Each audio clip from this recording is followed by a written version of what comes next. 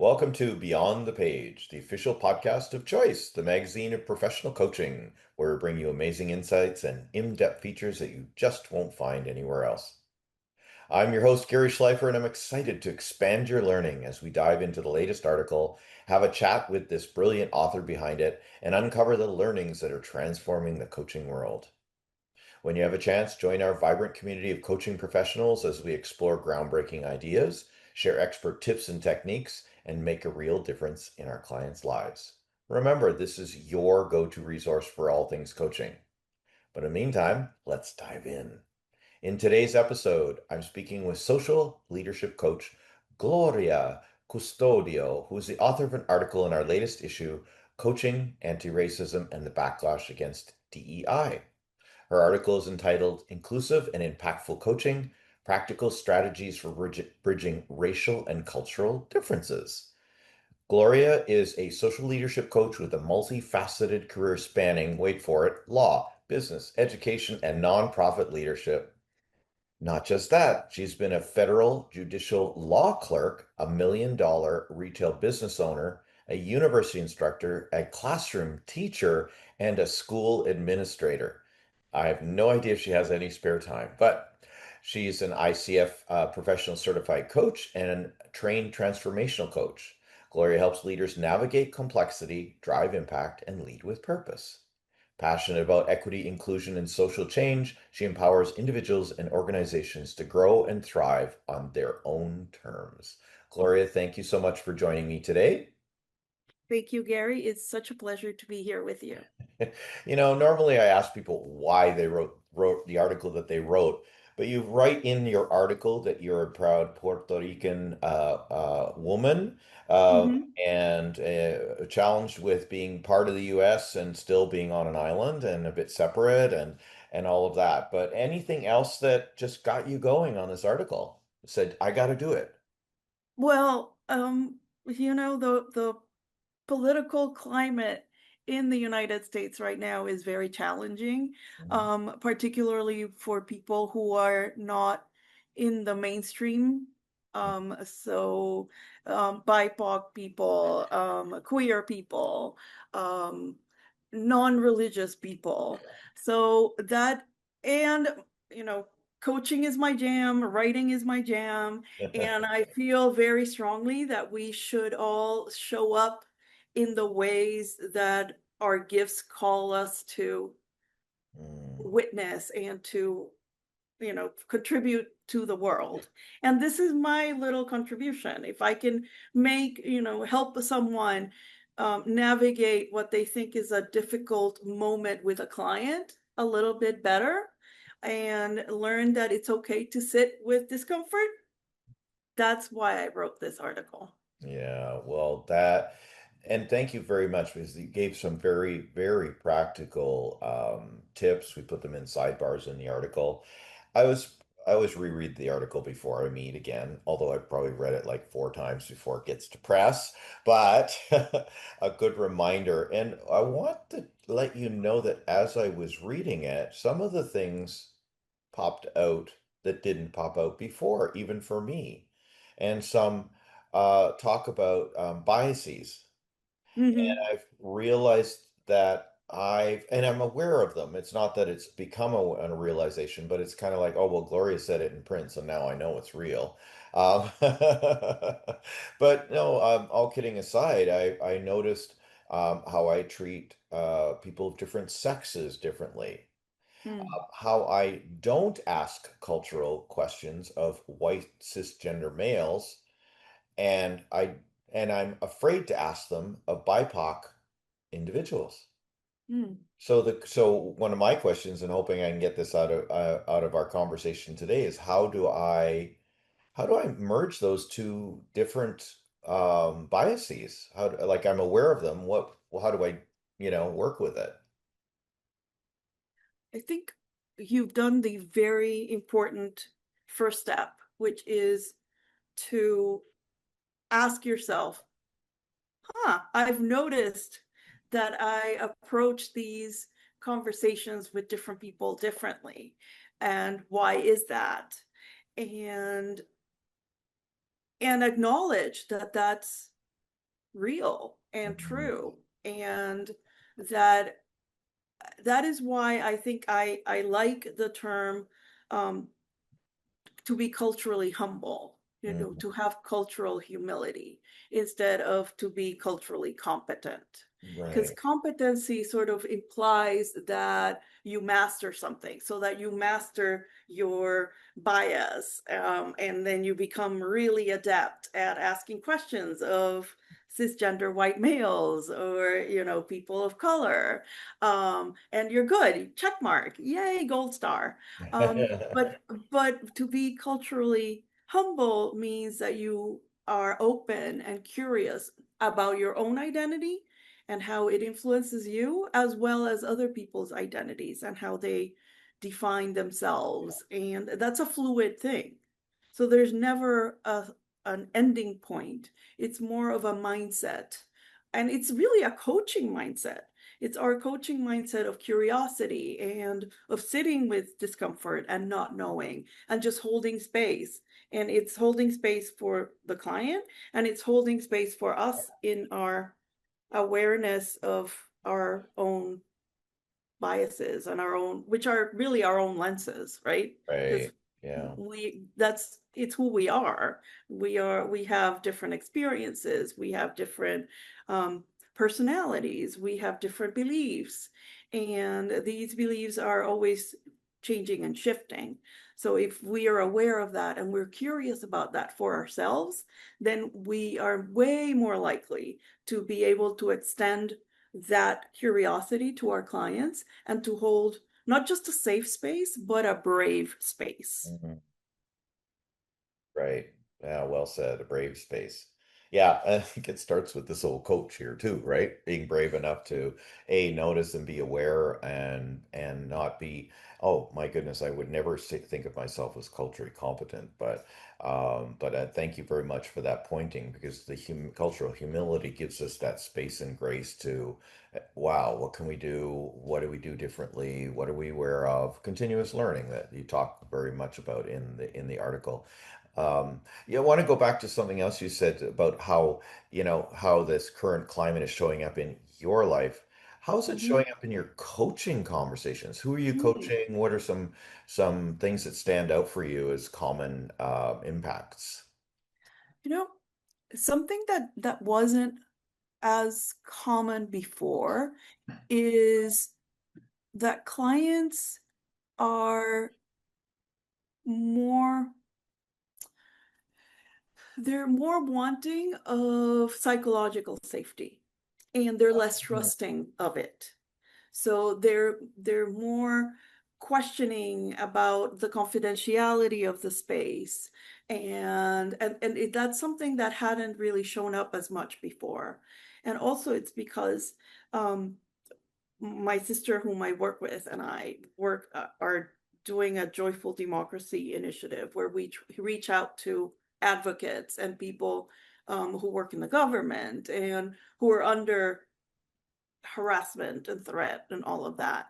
And these particular people, because of their political beliefs and also because maybe they're a racial minority or they're queer or they're not, the normative religious background, Oh, they feel attacked. And when they come into coaching, it's hard for them, one, to relax, and another to trust that there's somebody there who's there not to police them, not to fit them into a little box, yeah. and not to expose them. So to relax into the safety of the space is, I think, has become a bit harder for clients. And are you talking about like and a picture right away? It's like, are we talking about clients that are in the that have been coaching for a while or new clients? Like who has more hesitancy, right? Mm-hmm. uh, I think I've seen it more in new clients because old clients bring more stress, but they do trust the safe Mhm. space. They just show up with like feeling more stressed and overwhelmed and maybe hopeless. You're So right. I've had to do a lot of work with myself to be in a place where I can legitimately help them to see that they have agency, that they have, that even if the system is being oppressive right now, that there are ways to make a difference, that there are ways to sustain themselves, joy being one of those ways. Right. Um, and reaching out and connecting to people who also feel the same way. Because one of the problems right now is that people feel that everybody is against DEI, that everybody is against inclusion and diversity, and which sounds ridiculous if you say, who can be against DEI, honestly? But they feel because this is the the government's stance right now from the top, and that it's so amplified in social media, that then everybody must be like this. So, and it's helping people see that no, you know, even people who are different from you, if you talk to them, if you approach them, you know, it's not the horrible thing that the catastrophic like black cloud Right. that it feels like sometimes. Well, and what you reminded me of is honor lived experiences. So first of all, honor what they're saying, that's what's the case for them, and then secondly, just start to help them expand their horizon, see where it Mhm, really resides, sometimes somatically, and mhm, things like that. I mean, you must have done a lot of work because you were directly impacted by the new administration. mhm. So Well, you're, I actually have a good story about that. So in my old job, I used to be a school administrator, and I had to drive half an hour from my home every single day. And one day, because I usually I am in Florida, and in Florida is a red state, and a Trump superstore popped up, like, before the election, whatever. And I said, oh my God, what am I going to do? I'm going to see this every single day. And so it became instead, every time I went by, I did a loving kindness meditation, which I actually learned about in my transformational coaching program. And so it helped me be curious, because it is, may they be safe, may they be happy, may they, right, all of that. And it took a few months of doing this twice a day. And finally, I was like, I'm curious about this means to that person. And that was like a light bulb going off in my head, that I could actually be curious. And that I have been able to maintain. And right, so now, instead of feeling like, oh my God, this is horrible, why are these people this way? I'm actually curious about what is it that being against DEI is giving to this person, right, and more thinking and truly deeply connecting to their humanity. So that allows me to, in my coaching sessions, be able to not so identify with the client's concern that we are both going down the rabbit hole. So I can keep that in mind, but it took time and it took effort. yeah, It that's it, it was very intentional, because I said, I live in an area where, it's not necessarily affirming. So I need to make sure that I can affirm myself from a really grounded, real place, not just, you know, toxic positivity, right, yeah, but a real yeah, thing. And so that has allowed me to be able to sit in a session with a client who's struggling with that as well, and hold that space for them to be able to acknowledge, but not sink into it, not be right, overtaken by what, yes, the horror of, yeah, the what's shock. going on. Hmm. Yeah. Wow. So, Great you work. know, Great work, Gloria. but that took a while, and it's the same thing. I started doing it with all the signage, and um And for some reason, and I don't think any other country is the same, but in the United States, the American flag has sort of been weaponized and taken over.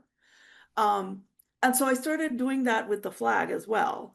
And now I'm like, if you have a humongous flag in top, and now I can say, huh, I wonder what this means for them. I wonder what they're trying to convey instead of just saying, oh my God, run away. This person is not safe for me. Yeah, growth. I know, Yeah. because we have to live with everyone, and then the core, they're still human. Yes, and another thing is in my neighborhood, which is predominantly doesn't think like I do, but all the neighbors speak to each other. And I have on my lawn, I have a sign that says, um, Black Lives Matter and kindness is important here and love is love and science is real and all of that. That's on my lawn because I'm like, you know, I'm gonna say what I mean You to do say. you, I do me, right? Yes. And so they all know, and we are all very nice to each other. I mean, when there are hurricanes, the neighbors come out and help each other. And so that also helps to see that even if in one part they might believe something that I cannot understand, and they might have voted a way that I cannot understand, Mm, that the humanity is there. And when you see people's humanity, then you also know that there's a possibility for change and for doing better, making right. better decisions for the country, Yeah. and not giving up and just going to hide in Yeah. horror, Yeah. No. which doesn't help. Yeah. Well, and I'm sure that reflects very well in your coaching. And again, thank you for all the tips and the exercises that you put in your article. I'm going to go back to asking another question around about what you're seeing in your coaching. So, what are some quiet ways racism is still shows up in the coaching spaces? Mm-hmm. Well, you implicit bias is real Hmm. because we all have our way of looking at the world, and we all think that the way that we were raised or the way that we are or who we are is how the world should be in a very foundational way. So one of the ways that it shows up, and it might show up from the client to you or from you to the client, is those stereotypes or those unspoken beliefs that you might have about someone. Right.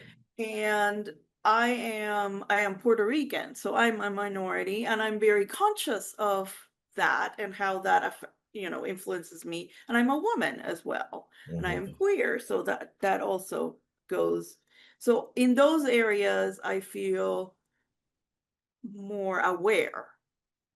But then when a client comes in that is not of those, so it might be, a cisgender white male, Right. then I need to check myself and check my assumptions because not all cisgender white males are the same, No, right? no, we're not. And you know that because you're one, right? And Right. Yeah. and I know that all Puerto Rican women are not the same because I am one. So but I need to remind myself. And if I ever had, because right now most of my clients seek me out, so they know who I am. Hmm. But I am starting out with a program that matches me with their people. So that might be a thing where I have to be really conscious of what they might interpret me as or what I might interpret them as. I haven't had a client who is homophobic or racist at this point, at least overtly. Yeah, not So, overtly. but Yeah. that is something that, I'm sure could happen. And Hmm. I've sort of, you know, How much how do you share about yourself when you're faced with someone who doesn't hasn't sought you out per se or done the work? Do you declare all of these things, or do you just insert them as they are at the intro? That's a good question.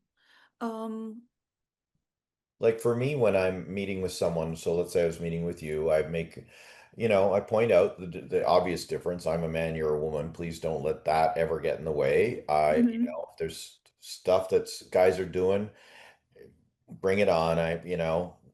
mhm, It's not me. I won't take it mhm, personally, and I mhm, want you to feel free to be able to speak about anything, anything. mhm, It's a confidential, safe space. And mhm, then eventually down the road, something will pop in because I'm me first, and then I'm everything else, a publisher, a coach, a gay man, and then, right? So mhm, it never phases anybody. That's the other thing. mhm. And any of the Yeah. people that I'm working with that are as a coach, it never phases them. But I don't Mhm, go out, blasting who I am, right? I just see as it serves, I guess. Maybe I'm mhm. answering my own question. Yeah, I agree. That's what I do, and I have never yet found a situation where I had the sense that it was unsafe or inappropriate to do so. Mm, Um, I'm assuming that if there was a situation where I just it wouldn't serve the person because they had either such a wall against me, or I felt such um resistance to them, then it would be better not to work with that person right. because Yeah, we're exactly. not everybody's cup of tea, and that's okay. I Um, like that. Well said. Yes, we're not. okay. Yeah, some Um, just not a it fit. hasn't happened yet, but I know that it might, and that's okay. Yeah, But I do tend to just follow my gut feeling, and at the beginning with the confidentiality and letting them know that it's a space where it's for them and they can bring anything.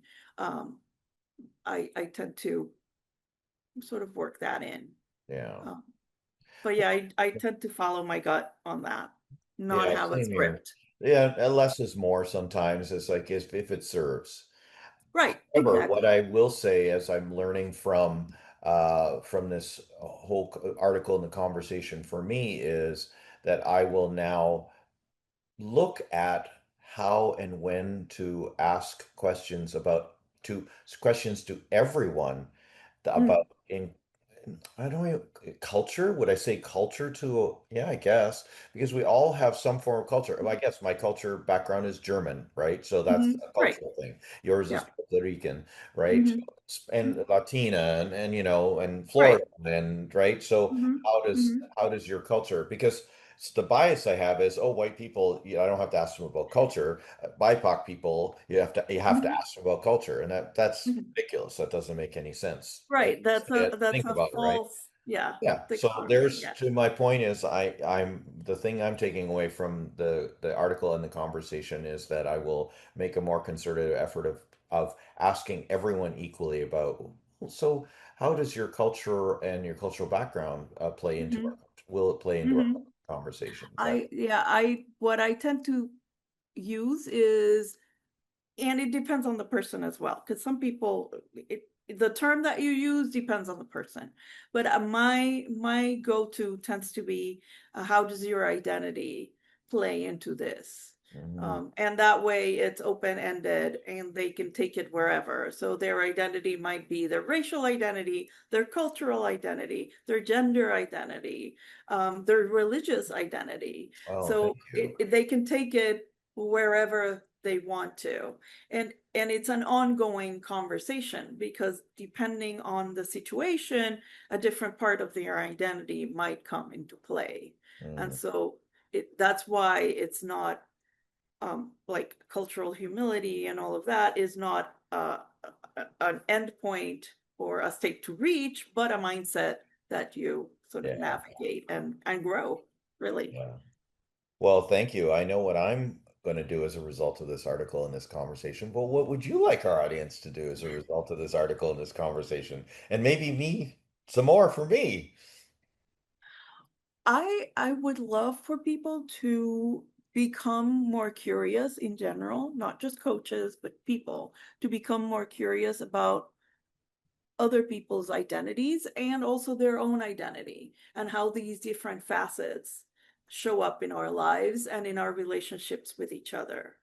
And so for coaches, just to show themselves the grace that they strive to show their clients. So it's okay to be uncomfortable with questions of identity in their sessions. It's okay not to know. It's okay to ponder what is the right thing. Just sit with it and give yourself that space and trust your gut. Trust your gut. And you will, more likely than not, figure it out. And particularly, you don't have to figure it out by yourself. You have your client right there. We always talk about the coaching relationship is co-creation. This is a space to co-create with your client what it means to navigate identity as it shows up in our lives. And I think that's a good thing. Thank you. And what I will quote you at the end of the article, you said, ultimately, integrity in coaching means showing up authentically and being open to learning so every client feels seen, heard, and valued. And Let's I still agree with that. honor that, right? Let's just honor that. Yes. Excellent. Gloria, thank you so much for joining us for this Beyond the Page episode. What's the best way for people to reach you if they'd like to know more? So we have a website. It's the socialleadershipcoach.com. And that, yeah, Socialleadershipcoach.com. yes. And that's where, we have contact information, we have articles, we have free PDF books, we have tons of things. Awesome. Well, you and this is you and your sister or you and My sister Christina, who's a master coach. Yes. awesome. That'll keep it in the family. I love it. Mm-hmm. Well, Yep. thanks again. Thank you. That's it for this episode of Beyond the Page. For more episodes, subscribe via your favorite podcast app. If you're not a subscriber to Choice Magazine, you can sign up for your free issue by scanning the QR code on the top right-hand corner of this screen if you're watching. If you're listening, go to choice-online.com and click the Sign Up Now button. I'm Gary Schleifer. Enjoy the journey of mastery.